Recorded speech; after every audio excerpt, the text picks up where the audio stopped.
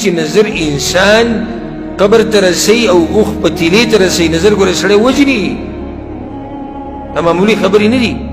امامه ابن سهل یعنی سهل ابن حنیف رضی الله عنه زوی دا قصه کوي وایي زما پلار د دغه حنین په دې غزا کې لمبل غسل یې کوو نو هغه یې چوغه اچولې وه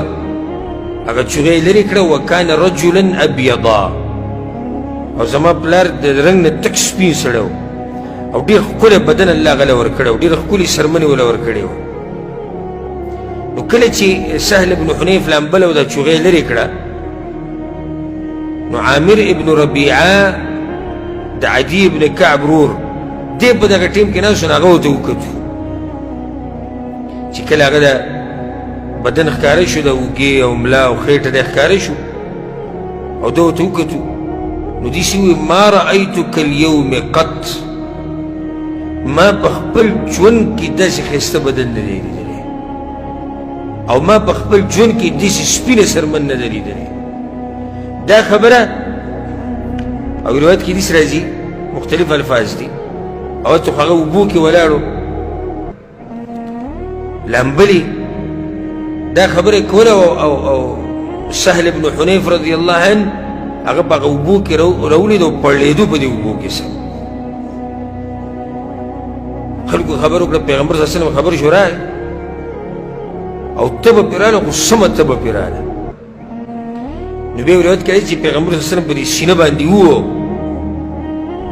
چې کله یې ووه ګزارونه یې وله ورکړو نو هغه لږ برابر شو تپوس یې وکړو چې څه کیسه ده نو هغو د عامر بن ربیعه خبره وکړه نظر الیه عامر بن ربیعه عامر بن ربیعه ورته کتلي نو پیغمبر صلی الله علیه وسلم عامر راوغوښتو دی خو راشه غوسه شو ورته على ما يقتل احدكم اخاه تاسو ولې د خپل یو سړی رالېږي خپل ورور وجني هلا اذا رايت ما يعجبك بركته یو شی چې ستا خوښ یو تا ولیدو خو د برکت دعا وله وغواړه کنه چې الله دې پکې برکت واچوي بارك الله وایه تبارك الله وایه اذا راى احدكم شيئا يعجبه فليبرك تاسو کې چې کله څوک یو شی ویني او هغه شی خوښ شي نو د برکت دعا دې وله غواړي فان العين حق ځکه چې نظر لګېده حق دی دې نظره شو نظر لګېده حق دی روایت کې راځي چې نظر انسان قبر ته رسي او اوښ پتیلې ته رسي نظر ګوره سړی وجني دا معمولي خبرې نه دي او زمونږ پښتنو ته چې ووایه یاره ماشاءالله ووایه تبارک الله ووایه زما نظر نه لګي زما نظر نه لګي او چې یو شی ویني اخ اخ اوهو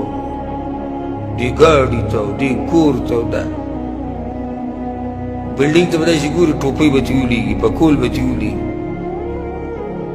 دا شتي زموږ په دې پښتنو کې ډېر دي پردی حساب کوي پردی حساب هغه څوک چې دغه کور او د دوکان مالک دی هغه ته خپل تاریخ دومره نه دی معلوم څومره چې دوی ته معلوم دی که ګاډی ولاړي او سامان کوزوي دوکان ته دی به لرې نه ورته داسې ګوري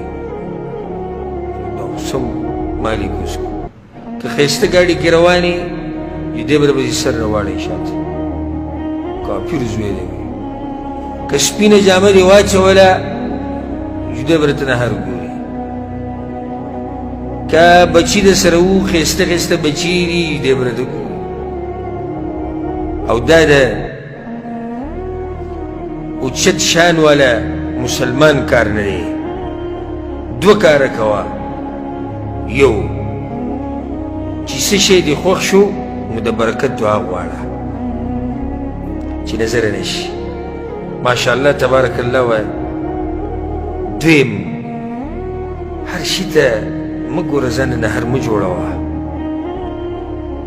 هر چې ګاډی تېرېږي ته ورته ګوري بلډینګ غټ دنګ بلډینګ دی ته ورته ګوري دوکان کې ګڼه د سترګې دې راویستې که څوک په لارې ته زموږ د بعضو خلکو کې دا رښتې په مانا به خفه کېږي نه رښتیا خبرې به کوو داسې نیغ نیغ به ګوري داسې نیغ نیغ چې ته به حیران شې لکه داسې چلې اخر زه یو پیر ګاډي کې ناست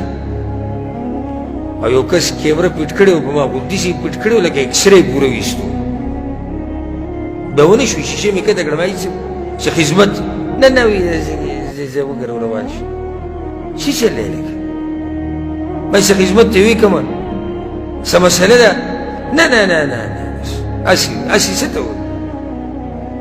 یو سړي ته داسې کته یو سړي سره به ښځه روانې بچي به روانې او دی به پسې سر هم راواړی داسې قسمه کارونه په دروند انسان پورې خوند نه کوي دا د اوچت مسلمان شان دی یو سړی روان دی ستا پې نظر پرېوتو ښکلی ګاډی دی ورسره سړی ښکلی دی بچي ښکلي دي دوکان دی مزېدار تجارت دی یاره الله دې پکې برکت واچوي او د الله خزانې پراخې دي ځانلتي مو غواړه یا الله وایي د دې کې برکت واچوه ما لږ پیسې راکړه څه خیال دی نه بعض وایي یا الله مال یې م راکوه ښودنه یې واخله شتي پکې داسې ورب الکعبه داسې حسد والا پکې شته که یا الله وایي ما هم دغه شان خوار او زار ساته خو دې خوار که یو عمر له خوار ګرځي که پردي مالونه چې حسابوي ځکه چا دا خبره کړې ده وی حسد څه عدل او انصاف والا دی حسد نه دی ډېر انصاف والا دی ولې انصاف والا دی وی هغه څوک چې حسد کوي نو هغه یې پکې خراب کو انصاف یې وکړو لکه یو کس سره زه حسد کوم نو دا حسد ما خرابوي که هغه خرابوي